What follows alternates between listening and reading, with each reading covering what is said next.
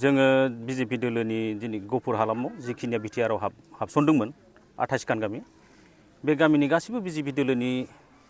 जेब्ला कर्मकर्ता वर्कारफोर जोङो दिनै दान्दिसेनि थाखाय ज' जादों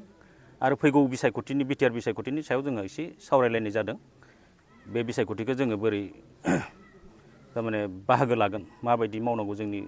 वर्कारफ्रा बिनि सायाव जों एसे डिसकास जादों आरो केन्डिडेट होगोन होननानै नोंथाङा केन्डिडेटखौ होगोन होननानै जोंना स्टेट कमिटिया इतिमध्ये थारमाने 40टा समस्तियावबो केन्डिडेट होगोन होनना फोरमायदों आरो बेजों लोगोसे जोंनि जेब्ला दलीय डिस्ट्रिक्ट कमिटि बिथांमोना इतिमध्ये जोंनो फोरमायहरबाय जास्ट केन्डिडेटआ आनुষ্ঠাनिक भाबै घोषणा होथ'वाखै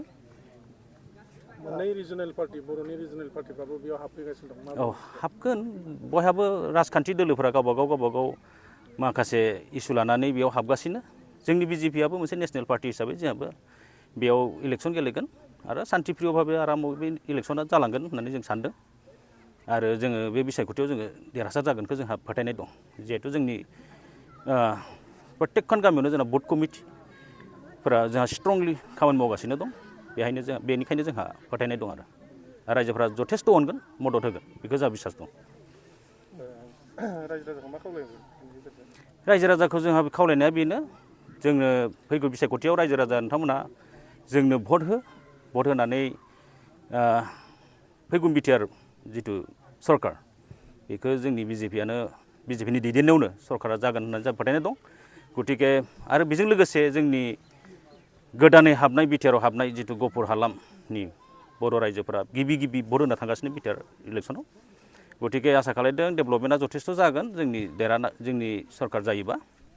बेखौ जोंहा आसा दं माबायदि डेभेलप खामानि मावगोन होननानै नोंथांमोना डेभेलपमेन्टआ जोंहा इस्ताहार जिहेतु ओंखारथ'वाखै इस्ताहार ओंखारबा जोङो बेखौ आनुষ্ঠাनिक भाबै जों फोरमायनो हागोन गतिके जों बिनि सायाव जों बिबुंथि लाखिथ'वा जोङो जेसेबांनाखि जोंनि बिजेपि दलीय कर्मि दं जोंनि सिगांनि पुराना कर्मि आरो सिगां बिजेपिआव खामानि मावनानै जायनाखि जिरायनानै दंमोन गासैजोंबो जोङो आरो दानि गोदान जेसेबांनाखि दायथ'आव दङ गुबुन बिजेपिनियाव गुबुन दायथ' थानायफोर गासैजोंबो जों ज' जानानै दिनै सावरायदों दिनै जोंनो सेन्ट्रेलनिफ्राय जोंनो मेसेज हरदों जे जोंनि दनस्रि समस्तियाव जोंनि बिजेपि दोलनिफ्राय केन्डिडेट होगोना फाइनाल बेखायनो जोङो एबारनि बिटिआर इलेक्सनाव जोंनि गफुरनिफ्राय गोदानै हाबसनजानायब्लाबो जोङो मोजाङै मोजां इलेक्सनखौ गेलेनो आरो जोंनि गफुरनिफ्राय जोंनि बिजेपि दोलोखौनो जों देरहाहोनो होननानै जोंनि जेसेबांनाखि पुराना गोदान जेसेबां बिजेपि कर्मिफोर दङ जों ज' जानानै दिनै बे इलेक्सनखौनो जों गेलेनो होननानै आरो जों खौसे जानानै देरहाहोनो होननानै जोङो सावरायदों आरो बेखौ जोङो गोजौनिफ्राय जेसेबांनाखि जोंनो गाइडलाइन हरदों बे गाइडलाइन मथे जोङो खामानि मावलांगोन बिदि होननानै जोङो दिनै सावरायलायदों नोंथांमोननि पार्टियावहाय जि बिजाथि होयो बिजाथिया देरहाब्ला रायजोनि माबायदि मोजां खामानि मावगोन होननानै बेखौ जोंना दा जों जेबो बुंनो हाथ'वा जिहेतु जों गोदानै हाबदों दा जों गोदानैसो हाबगोन एबार जों फार्स्ट बिटिआरआव भटसो होगोन बे देरहाखांनायनि उनाव जोंहा माबायदि जागोन बेखौ जोंनि दलीय हाइकमान्डआ जोंनो अर्डार होगोन रायजो राजाखौ मा खावलायगोन सारगोन